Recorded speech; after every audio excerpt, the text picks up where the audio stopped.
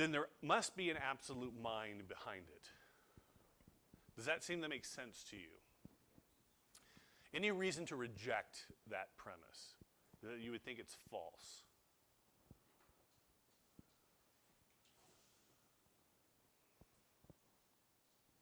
Any ideas? No? No? Okay. Laws, it seems to us, have to have a mind behind them, right? Someone has to make the law. If you were driving down the road and it said speed limit 40 miles an hour, right?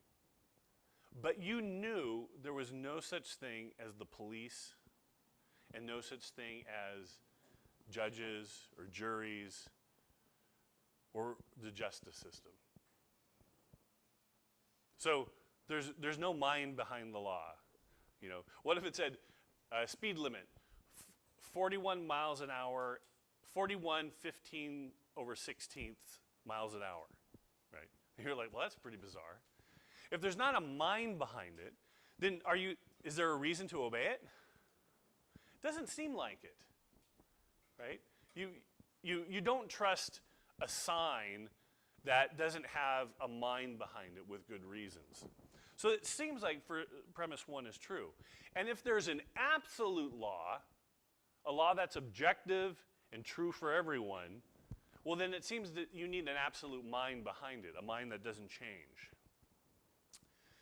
Well, there really does seem to be an absolute moral law. Do you know anyone who thinks that there aren't at least some things that are wrong?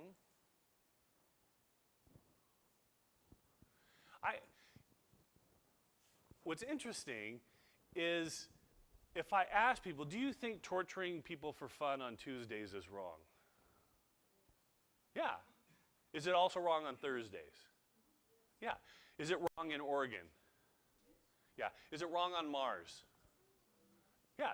You know, just because you take someone to Mars, Elon Musk grabs someone, takes them to Mars, and then tortures them. Just because they're in a different location, does that moral law change? Doesn't seem to be the case, right?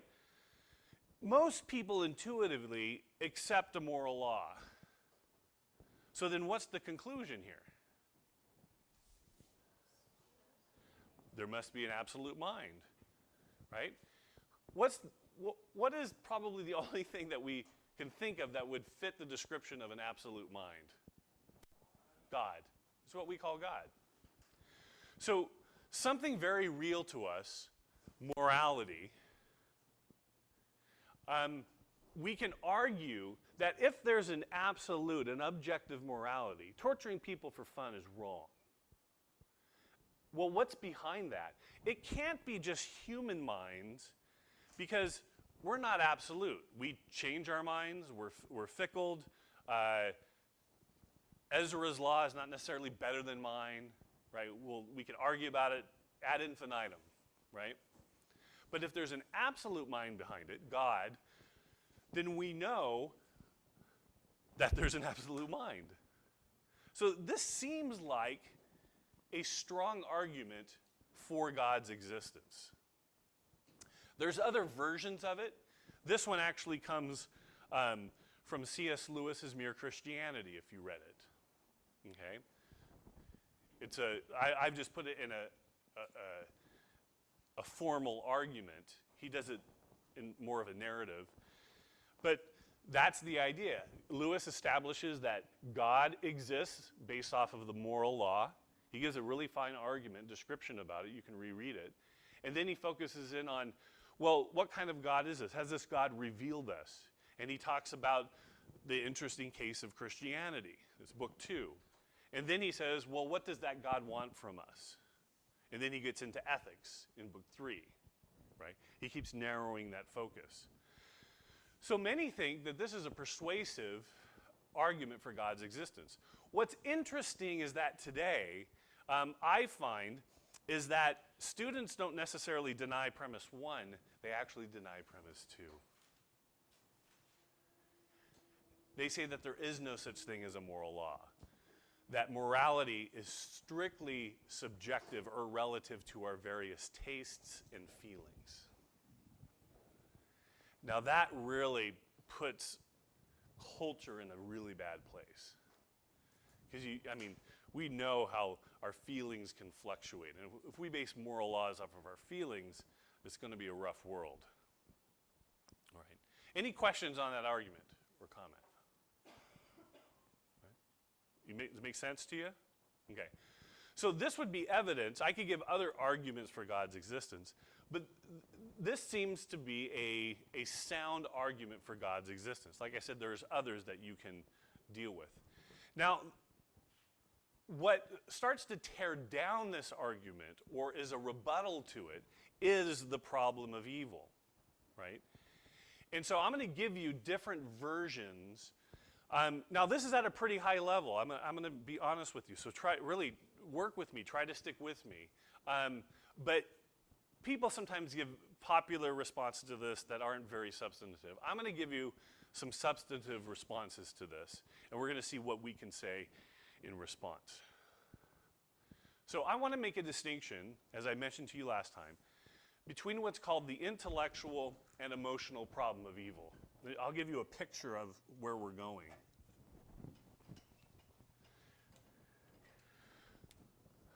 So we have the problem of God and evil, right?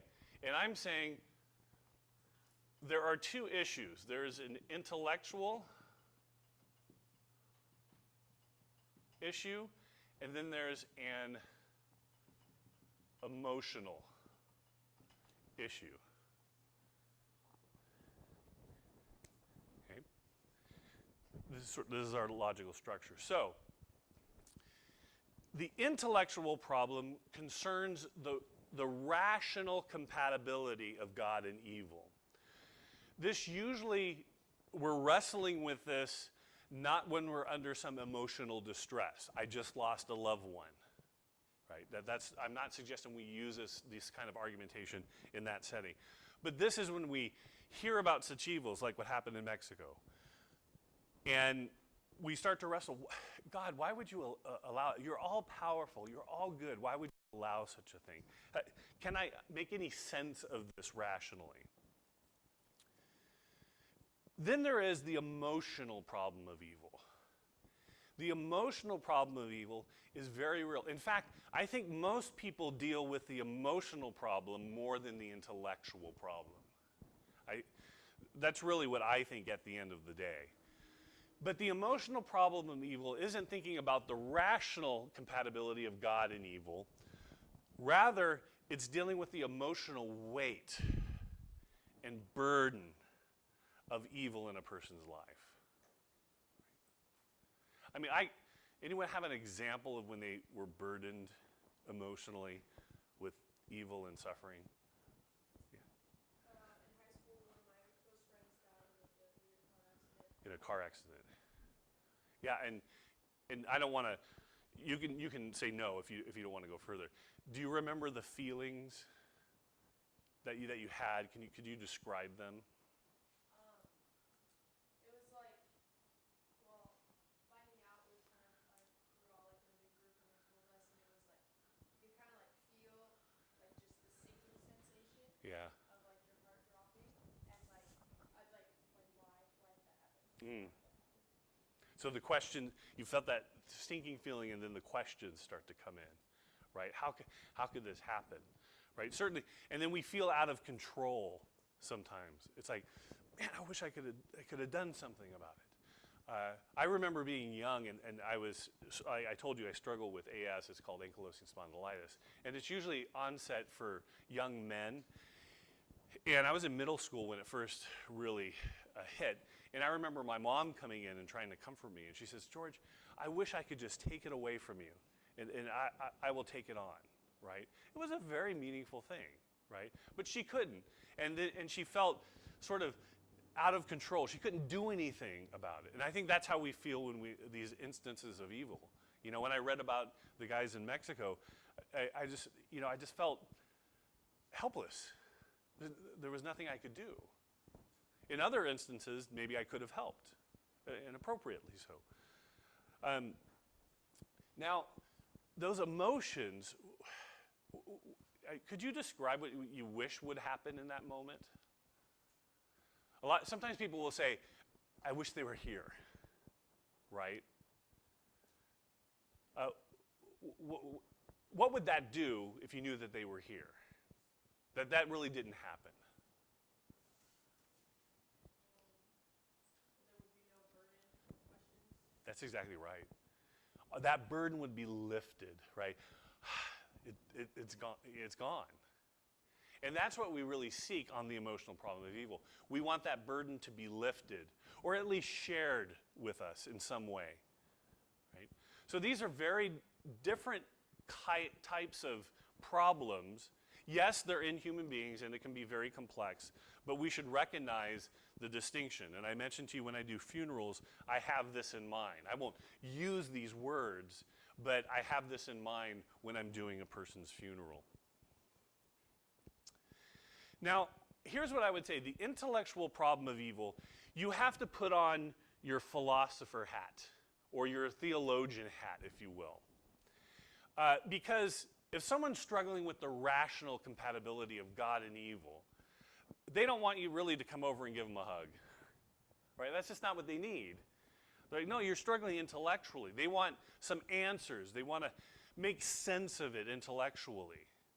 And so you got to put on your philosopher, your theologian hat, your critical thinking hat to engage with them. And that's very appropriate when they're struggling with the intellectual. Like I told you about my cousin and my uncle and aunt, when my cousin committed suicide, the first thing I tried to do was comfort them, share the burden, because I was hurting too. But after that, their questions started coming up intellectually. And so I would revisit the family on a weekly basis to talk with them. I remember my uncle, I sat down once, we sat on the patio, and he said, George, hold on a second. And he struggled with alcoholism, and this was a really, really tough situation for him, his oldest son.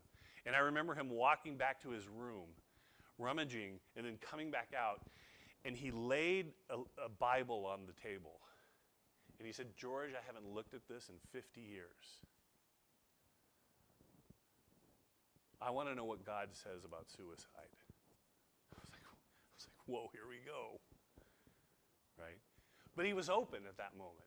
He was struggling emotionally. We had wrestled with that. But now he was open to the questions. And that intellectual problem was seeping in. And he wanted answers. He was a smart guy.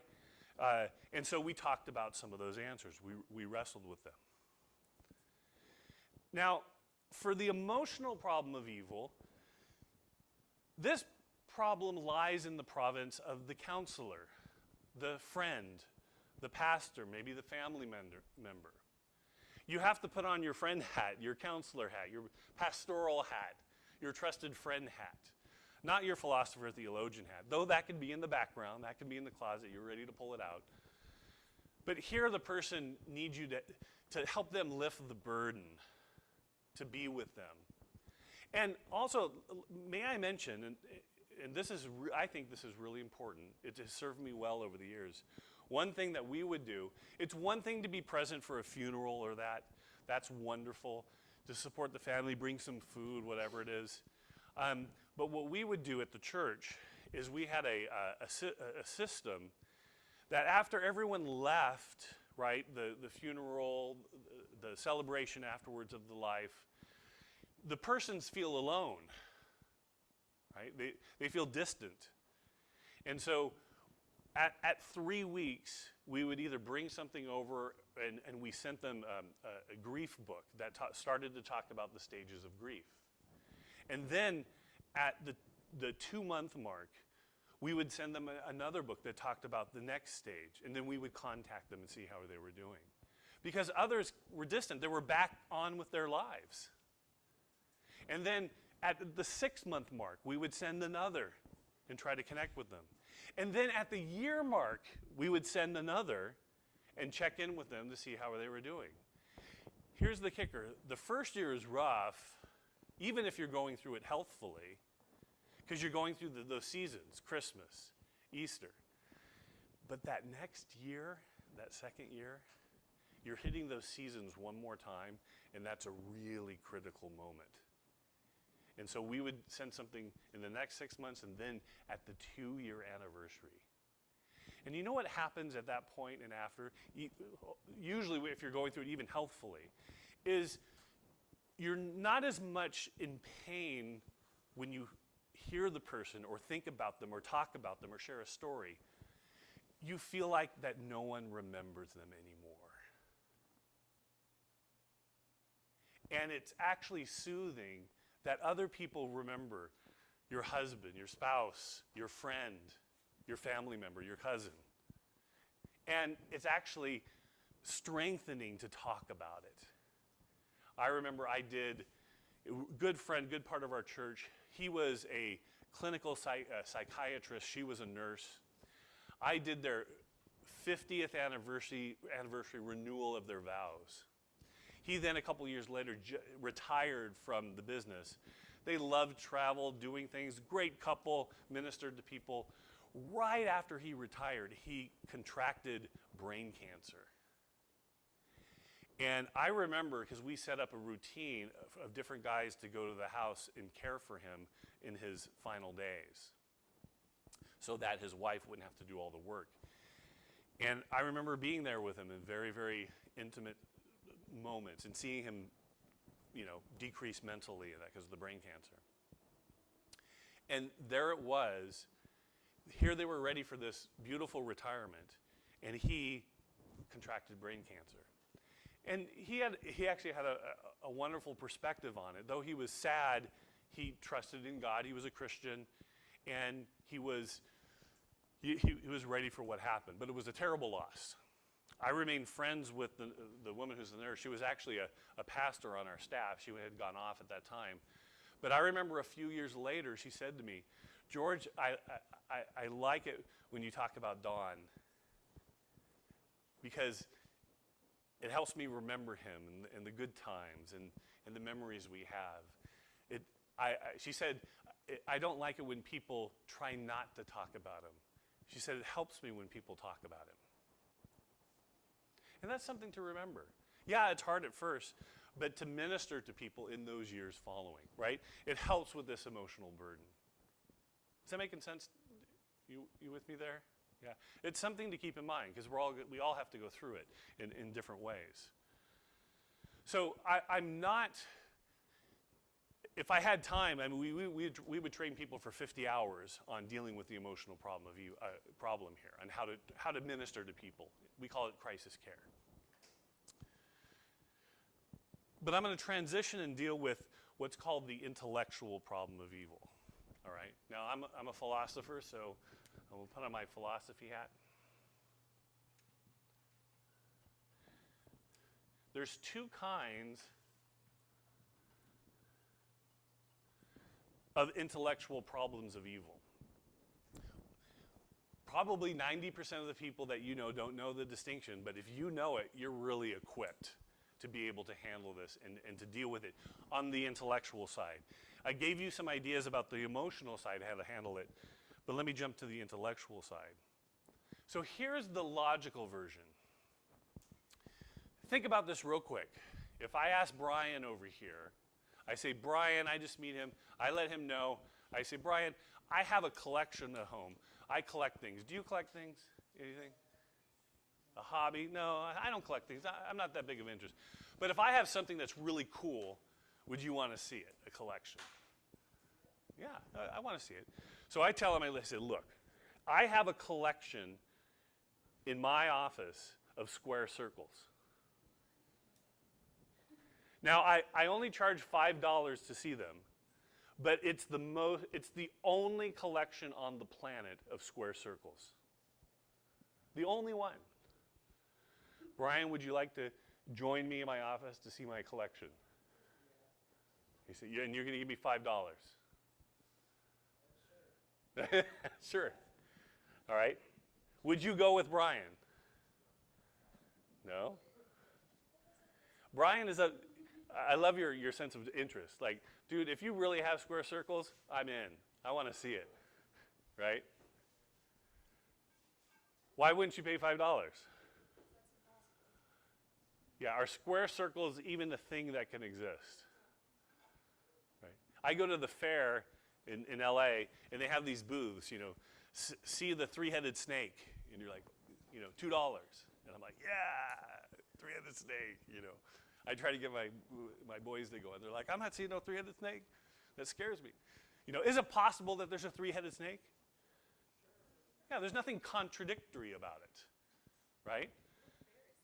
Huh? That's LA County Fair. Oh, yeah. Yeah, they have some really interesting things, right? You might go in and see the snake, but really, you're probably not going to pay $5 to see the square circles. Why? Because it's impossible. If I say, Maria, I want you to meet my friend Tom. He's a married bachelor. Maria says, sure, let me meet him. Tom, how you doing? So you're a married bachelor. How does that work? Well, I'm married and I date. Does that work for you? No. What's the problem?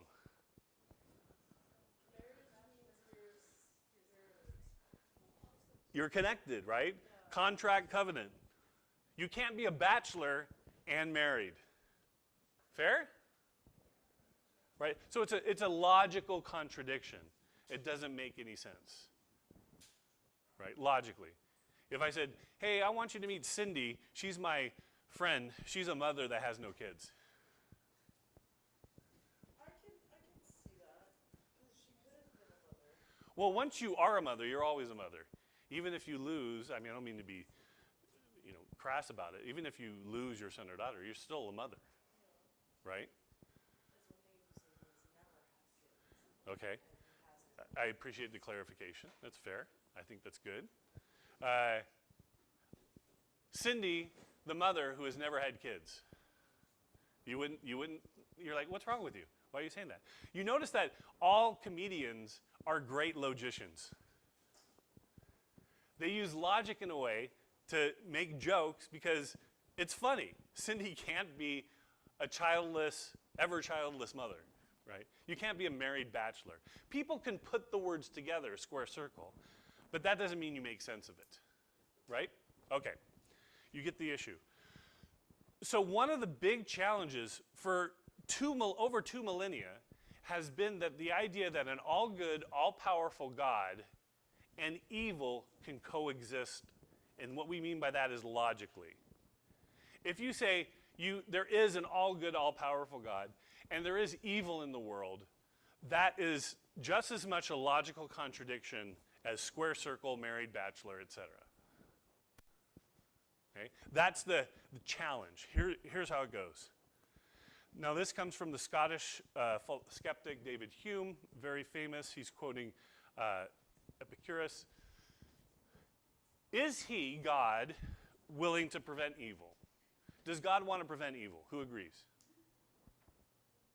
Okay, no, why? No, you agree? Okay. Is there any disagreement? No? Okay. If he doesn't do it, then it seems that he's impotent because there's evil all around. Is God able? You're like, yeah, he's all powerful, but he's not willing. Does God want to eradicate evil? Yes? Is there any nays in the room? Okay. Well, Hume says, well, if God wants to eradicate evil, but there's evil everywhere, well, then God is just another evil being. He's malevolent. If you say he is both able and willing, then why is there evil in the world? Tell me. It seems like this is a logical contradiction. You say, well, put it into an argument. Here's how the argument would work. If there were a God, there would be no evil in the world, premise one. This comes from the concept of God being omnipotent and omnibenevolent, all good, all powerful. But there is evil in the world. You agree? Of course you do. Well, therefore, there is no God. Okay. Now, how strong do you think that is? Oh, you're shaking your head. Give me your first name again. Leanna. Do you mind me asking you? Like, what stirred in your mind? Because you're kind of going, I don't think so.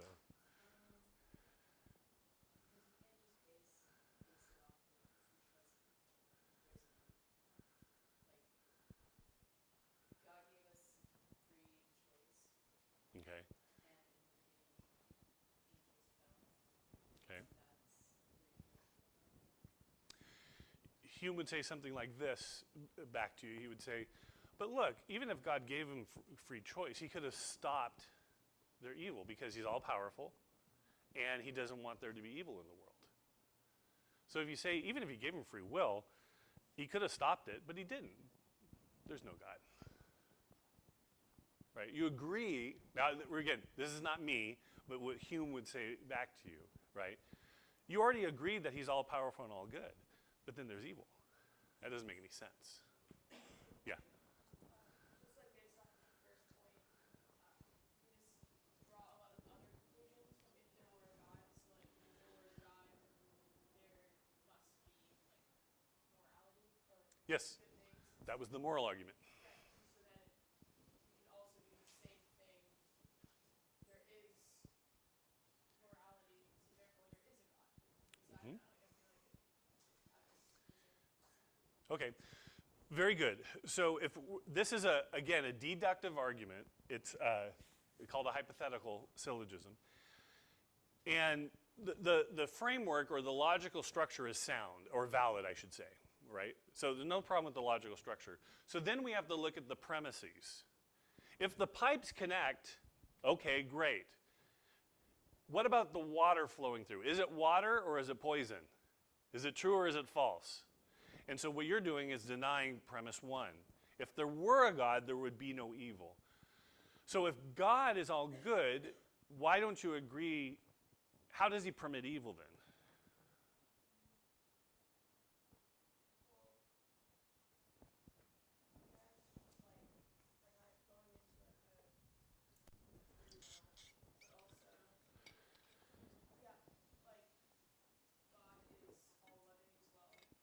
Right. Being all loving God cannot create humans that are incapable of like choosing Mm-hmm. how they want to live, and we had the choice to choose him and to spend eternity with him. We chose the opposite, and Okay. God was like our representative, and all of us in his position would have done the same thing. And so, Okay. Okay. I think also, I don't remember who taught, but at the beginning of the semester, somebody said, a perfectly just God will seem unjust to us because we are flawed and we're in need of faith. So like, we can't even comprehend, like what we call evil isn't evil like in the grand scheme of things. It's like God's like a maximal God and we're like a minuscule people. Right. So we can't actually, what we see as evil is actually just part of God's plan and his justice, and we can't like actually completely comprehend that if we don't have like a God mindset. Okay, now allow me to address that, right? Because you already, I mean, you should know, I'm obviously teaching here, that I think an all-powerful, all-good God, an all-knowing God can exist, and there can be evil in the world. And obviously I'm going to address that, but I want you to feel the force of the challenge.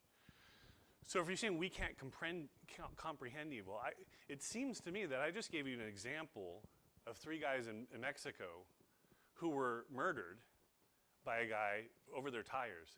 That to me is evil. Would you not agree?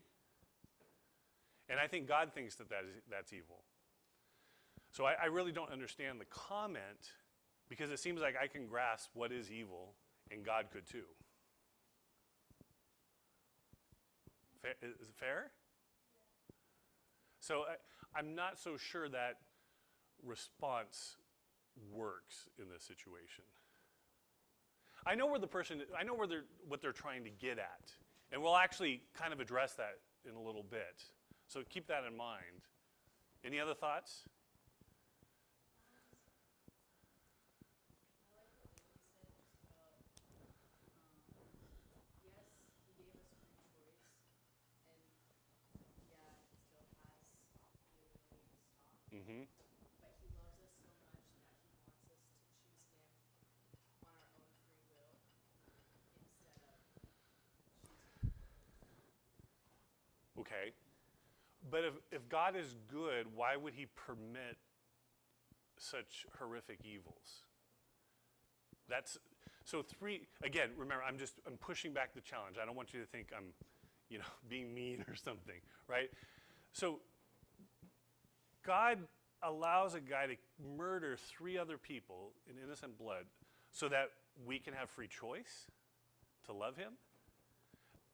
This doesn't seem logically compatible to me. Fair or no? I'd say that is a pretty fair question to have, Yeah. but also a tough question to answer. Yeah, no. And that's why I'm pushing on us, because, you know, you'll get these different responses. How do we respond to them, right? Now, here's how it will go, just to cut to the chase a little bit, and we'll take a break in about 10 minutes. So here's the charge. I'm putting it to you. Remember, this is the logical problem, right? Here's the 2 claims. That number 1 is true, right? We agree to that. At least if you hold to the biblical understanding of God, you agree to number 1. You can even add on to there that God is also all-knowing, okay? But there's evil in the world. Agreed, right? So you hear the challenger say, look, that's logically incompatible. It's like saying there are square circles exist. Now, when you hear that, do those 2 things seem like we're saying square circles? Do you see the incompatibility there? I don't see it. There has to be something more. And you're surfacing it, so you're on the right track here. There has to be. Nate, were you going to say something? Well, yeah, I will let you. Yeah, please. But I don't want to. No, you're fine. Could you ask, just because God, just because they're evil, there is evil, could there be a good reason for it that we don't know about? Yeah. Could God have morally sufficient reasons for permitting evil? I think as at least as a Christian, I think we're really open to saying that that's right. I think this is what the other teacher was going after, is that we may not understand God's, or we may not have access to God's morally sufficient reasons for permitting some evils. Like the 3 guys being murdered on the beach. I don't know why that happens. Well, I mean, I know why, because the one guy is evil and he murders 3 people. But I don't know why God doesn't stop it. What kind of morally sufficient reasons does he have? I think you're on the right track there. And I don't see any logical contradiction here, right? So the atheist or the skeptic, or even the Christian who's just trying to challenge this, which is reasonable, they have to surface some other problem here, right? Because these 2 premises aren't logically contradicted, right? So here's one of the hidden premises here. If God is omnipotent, then he can create any world that he desires. Would you think that that is true? Okay. I think most Christians will say yes. Okay, if that's it, let me throw you a challenge. Here we have, we'll call this world number 2. If God is all-knowing, he knows in advance which creatures will choose the good and which will choose the bad. Why doesn't he create Cindy, who he knows will choose the good and not choose the bad? If he is all-powerful, I would also add all-knowing, then he can create any world that he desires. Why not create this world, where he knows Cindy will choose the good freely? Yeah. R.C. Sproul kind of talked about it like this. Yep. And it was that God's goodness is like a diamond, and like his wrath for evil is like the black backdrop that makes the diamond shine brighter, and you can see all the glimmering The different facets. different facets and everything. I think it's kind of like that. Like you can't really see good unless there is evil. Like you can't understand good or like Right. how good is good. yes, we may not. The last statement seems to be correct. We can apprehend, but we can't comprehend all of goodness.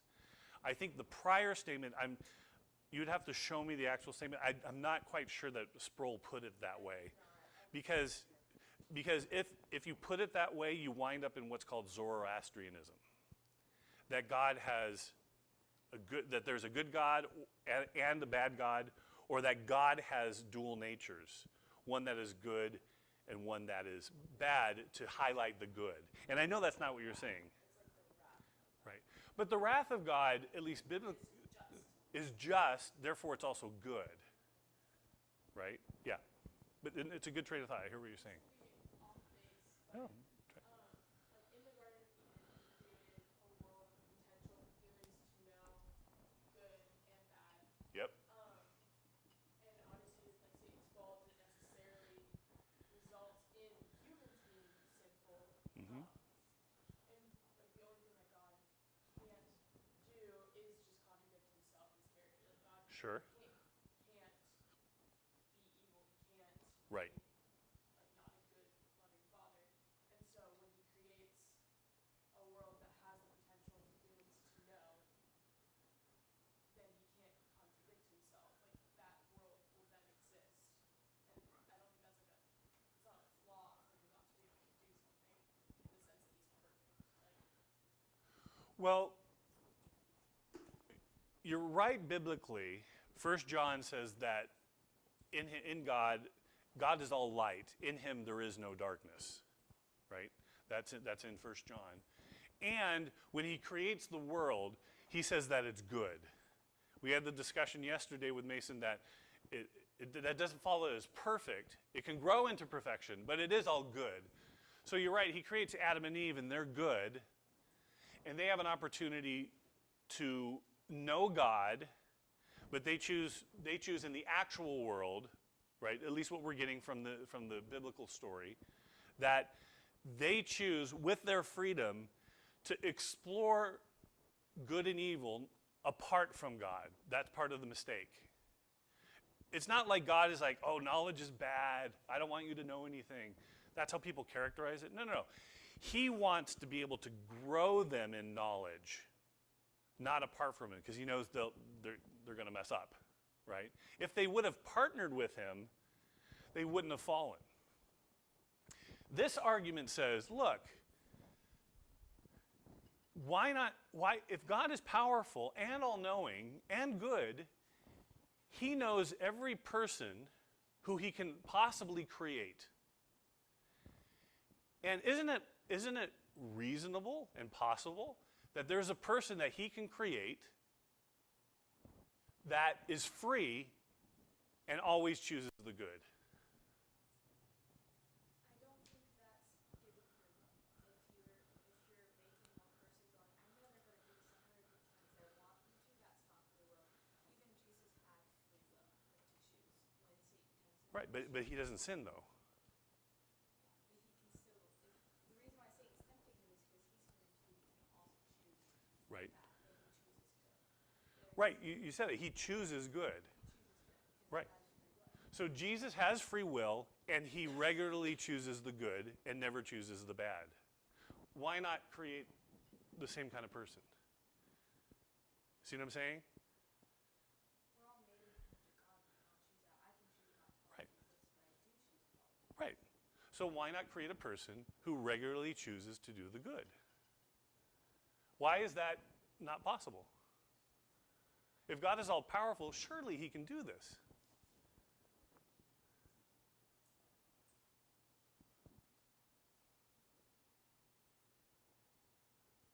All right, the skeptic wins. Let's go to lunch. Right. Looks time for a break. I can see some heads nodding. Right. Let's take 15 minutes. We'll come back to this problem, and I'm not going to belabor it too much more, but we'll see some ways to maybe navigate it. See what's going on here underneath the surface. Okay. So let's come back at 10:15.